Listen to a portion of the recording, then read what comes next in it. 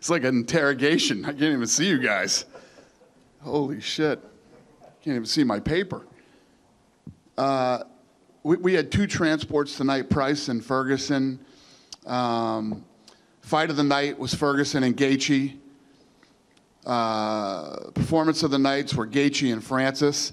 So that makes Gaethje 7 fights, 9 bonuses. That's pretty badass. Gate was 0, attendance was 0. That's a first. Dana, I mean, obviously, I know it means a lot probably just to get this event done, you know, to get back is an accomplishment in itself. But then to end it the way we did with that main event, just absolutely incredible. Can you talk about just how you're feeling at this moment after that fight? Yeah, you know, in talking to everybody this week, I mean, everybody knew how I felt about it. Literally, as a promoter, you can't go out and guarantee that people are going to see anything. This is like, I don't know, in my 20 years of doing this, maybe only the second or third time I've ever guaranteed you that the main event would be incredible. And, you know, the fight was really good. I thought, I don't want to take anything away from Gaethje because he fought an incredible fight. But I thought Tony looked off tonight. Thought he looked slow, and I would have to imagine that cutting weight twice in a month will affect you, you know. So I don't know if that was it or what, but the guy isn't fucking human. He's got a chin like nothing. Nobody takes Gaethje's punches like that. Nobody I've seen since I've been watching, you know, Gaethje fight can take punches like that. But this kid did, man. Tony Ferguson is. He's a special human being. No doubt. With there being no crowd, we could actually hear you afterwards. After the stoppage, you told Herb Dean, "Good job, ref. Good job, ref." So you felt the stoppage was well timed. Yeah, yeah. I don't want to throw anybody under the bus, especially this guy, because I love him. But Chuck Liddell is like blowing me up, saying that was a horrible stoppage, and that's crazy. I actually think the fight could have been stopped a little sooner, to be honest with you. Tony took a lot of damage tonight. Not only did he take a lot of damage, he took damage from a guy who fucking hits like a truck, a guy who punches very hard, and usually knocks people unconscious when he hits them with those shots. So I think the stoppage was great, and I think it actually could have been stopped sooner. We haven't seen Gaethje yet. I mean, he clearly took a little bit of damage as well. But do you have an idea, I mean, how soon you'd like him to fight Khabib, or when we could put that fight together? Well, you know, Khabib tweeted that he's ready to go this summer, so we'll get back home next week and figure out, you know, what's next and get this fight together as soon as possible. Fantastic. I want to ask you about Henry Cejudo. Obviously, a great performance by him as well. Incredible. Looked incredible tonight. The retirement, take you by surprise? I mean, did you have any inkling that maybe that was coming? Yeah, he's been talking about retirement to us for the past several months. You know, I didn't know he was going to do it tonight, but I knew he's been talking about it. And you know my opinion on that. If you start talking about retirement in this business, it's probably a good idea. Yeah. Although I think he's one of the best in the world, right? He looked incredible. And say what you want about Dominic Cruz and his layoffs and all this other stuff. Cruz is a badass fighter with a very high fight IQ and very motivated to win, et cetera, et cetera. And tonight was a big win for Cejudo. Yeah, no question. Now you've got to figure out what to do with the title. You know, I know that you probably want to mull it over a little bit, but are there any initial leanings on what you would do? You got Sterling and Jan saying maybe they should fight for the title. It's Peter, Jan, and somebody. Yeah. We'll get that figured out too. We'll make a title fight next week for the vacant title, and probably do that fight as soon as possible. Sounds good.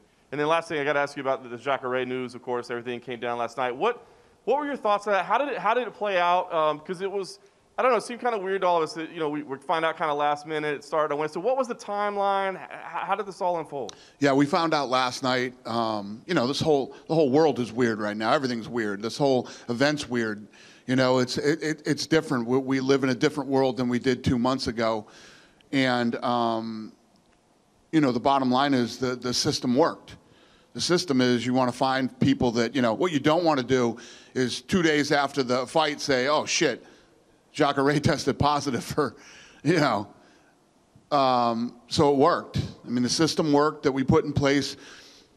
I mean, most of you that are here have worked with us for a long time. You know how we are. Without sounding like a jackass, we're really good. at what we do. We're very, very good at what we do.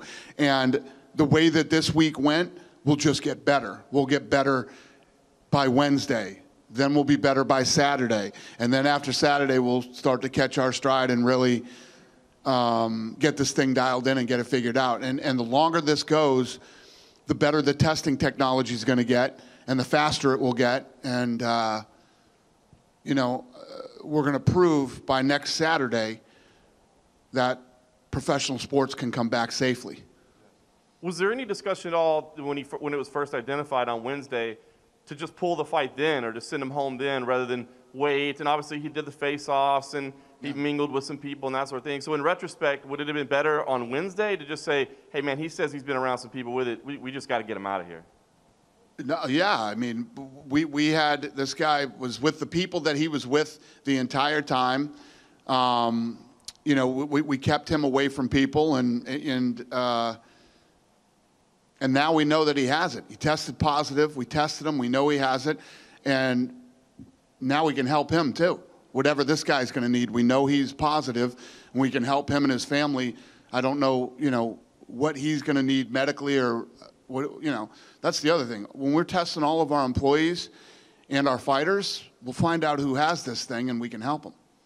The last thing for me on that, you said, you're going to continue to get better, continue to change. Are there any direct changes that will be made to the fighters that are coming in this week? Any policy, procedure changes because of what happened here? Was there anything learned that you can say, okay, here's where we tweak it now?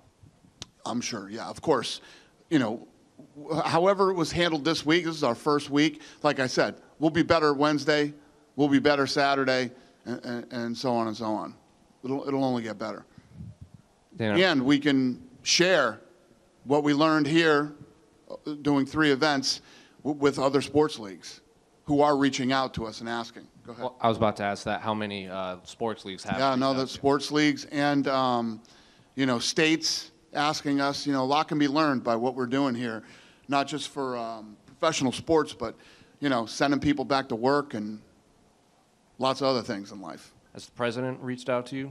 Talked to the president tonight. He called me, yeah. Just say congratulations? Yeah. What do you do with Francis now? Another quick finish for him. He's obviously kind of stuck in a weird position, but where does he go from here? He seems to want to be active, but I don't know who else he could fight at this point. Yeah, we got to figure out this Stipe versus Cormier thing, and Francis is next. I mean, he looks incredible. And a lot of people online were wondering who the people that were fist bumping the fighters on the way out. So who were those people in the crowd greeting the fighters as they walked out? I have no idea. Greg Hardy walked out and someone just kind of gave him a fist bump. He looked confused. Yeah, I have no idea. Had to be people that were working the event. I know that Jacare tested positive for stuff, but if you look at the situation the world's in right now and the event tonight and the fights tonight, is this as close to a home run as you could have got this evening? Yeah, tonight was absolutely positively. And the Jacare thing's a home run, too. You don't want people to test positive. We want everybody to be negative. But this week, we're going to do like 1,100 plus tests. Somebody's going to be positive. It's impossible not to be. What's the situation with Jacare and Uriah Hall's pay? Are they both going to get paid? Yeah, we'll get them figured out. Cool. Earlier tonight on Twitter, I know you've done a couple of interviews about this already, but Steven Espinoza alleged that you guys have a clause in the contract that means you can take away the fighters' money if they say disparaging things about the company. I just wanted you to hear your reaction to that. Say that again to me. Steven Espinoza tweeted that you guys have a clause in your contract that could take the fighters' purse away if they say something negative about the company. I just wanted to give you a chance to respond to that. That's not true. First of all, there's something in the contract for disparagement. Right. There's a disparagement clause in there that's in all of our contracts. Isn't that creepy looking little fucker a lawyer?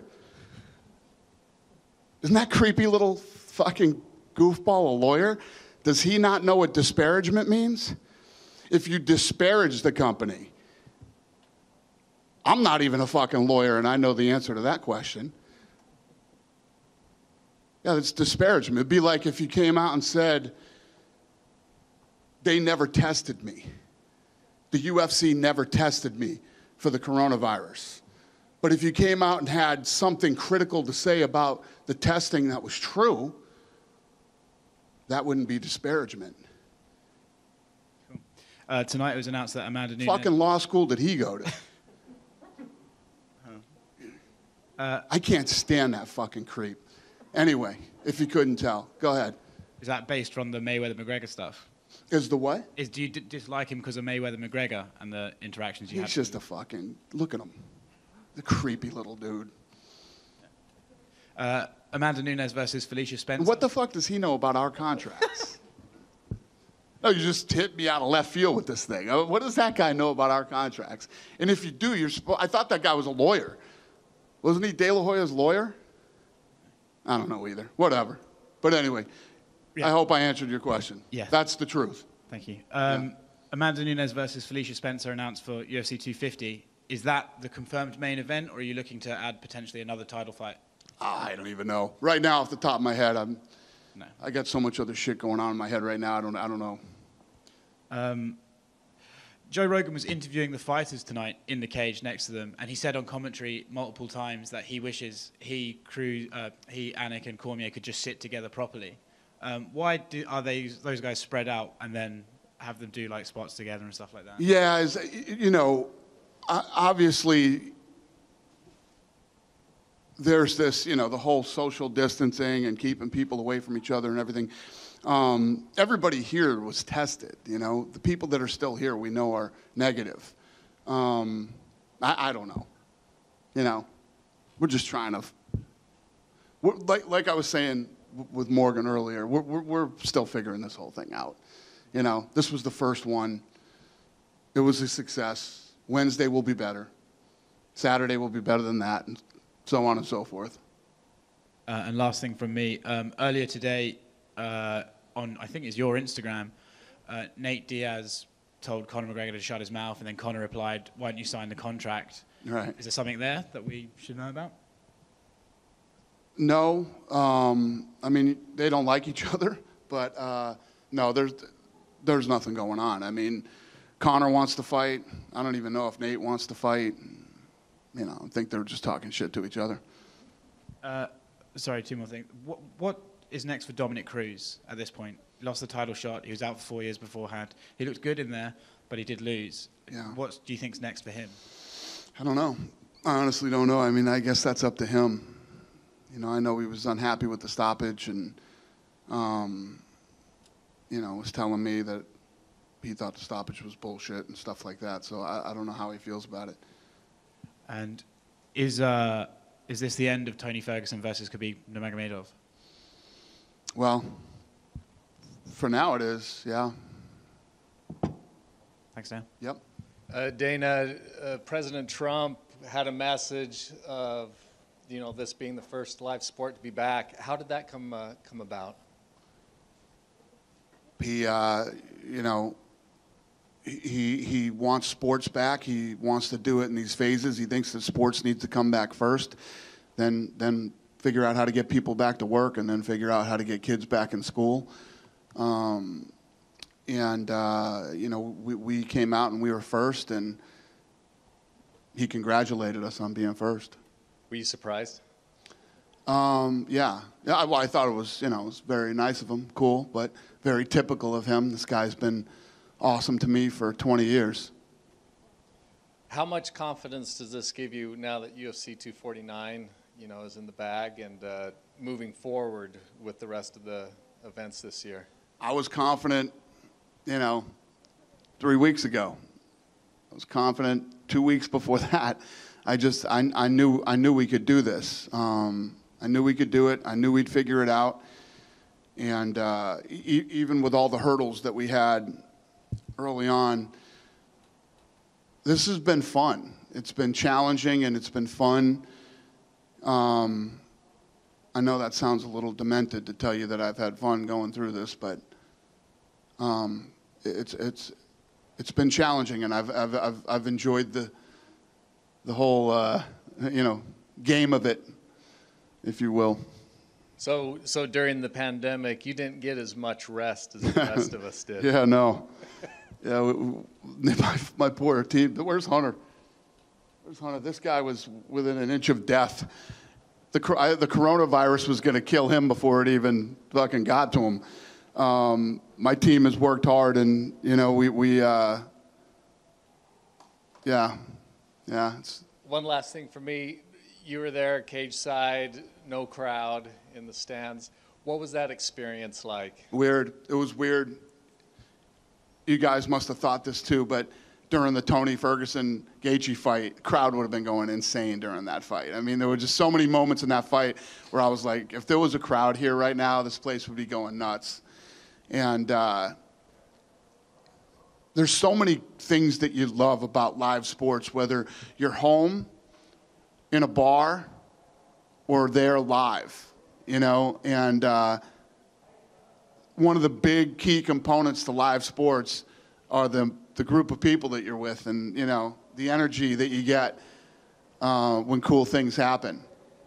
And tonight was an amazing event, but that was definitely missing tonight. These moments where, I mean, just the walk-ins alone. How fun are the walk-ins when you get that main event and the lights drop and the feature starts playing and then the walkout music comes and they come out of that tunnel to buffer to the first punch being thrown. I mean, it's all part of what makes this so great. Have you heard back from ESPN? Any feedback on how well the show or how happy they were with it? It did very well, and they're very happy. Yeah. They should have listened to me 3 weeks ago. Hey, Dana. Yeah. Hey. Right here. Hi. With this being the only show in town, was the placement of ads, price placement leverage, was that any different to advertise? Were you able to have more leverage for advertisers with this being the only sport on Saturday evening? I don't know about that. I think that, that's ESPN's deal. I'm sure whoever was advertising was happy there was a live event, I don't know how that works. Calvin Kattar, impressive victory against Jeremy Stevens, 5.5 pounds overweight. Is it safe to say he's got a top 5 opponent next? What would you say is next for him? Maybe a rematch with Zabit? I was super excited about that fight all week, and that fight delivered exactly like I thought it would. I mean, Calvin Kattar, proved tonight who he is and that he's here to stay and that he's the real guy.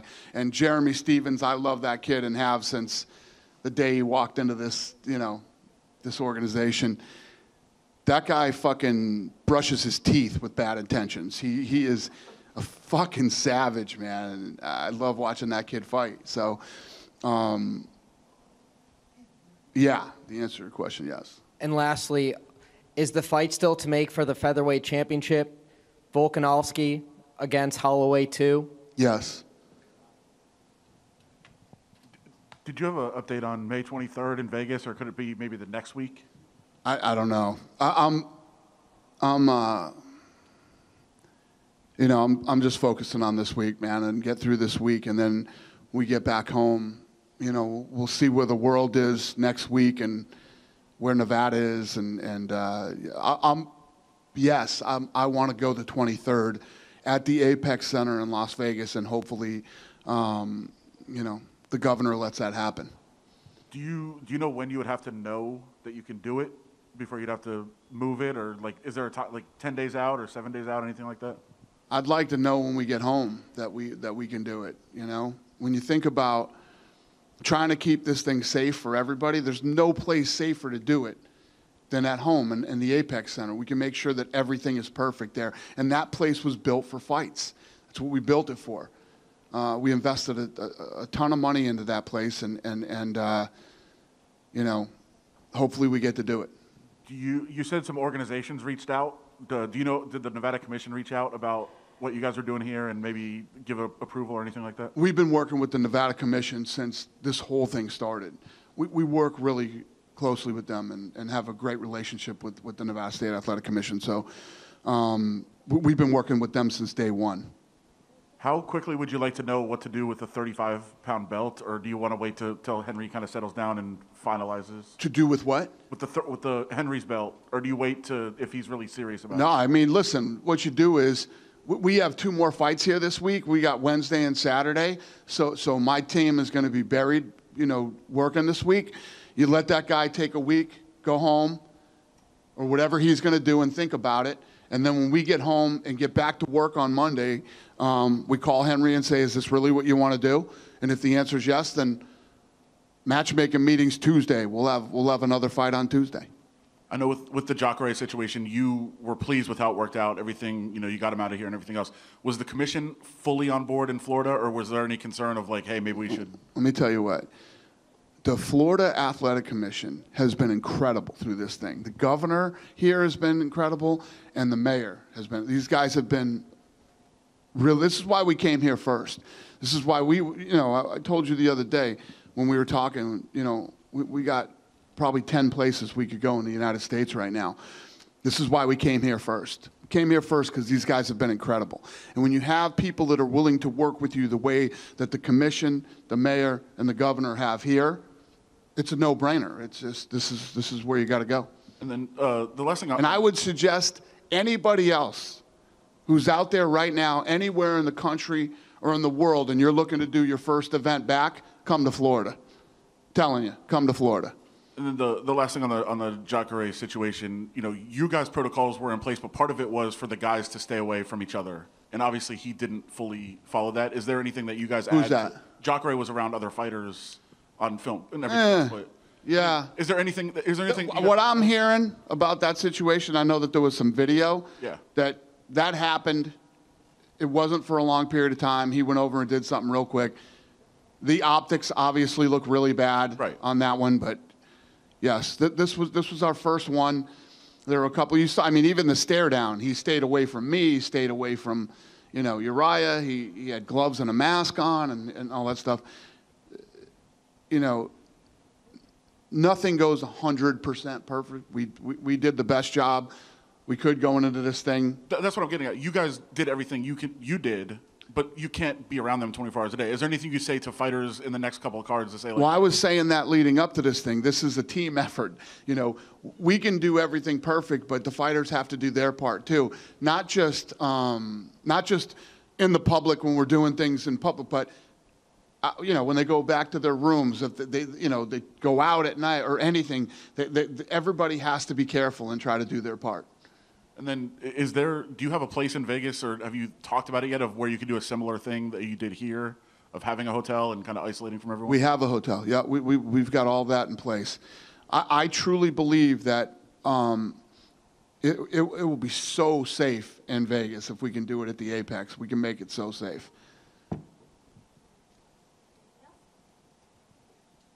That's it?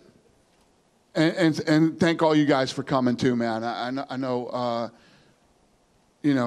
this thing scares a lot of people, and thanks for coming and supporting it. We appreciate it. Be safe. Have a safe trip home.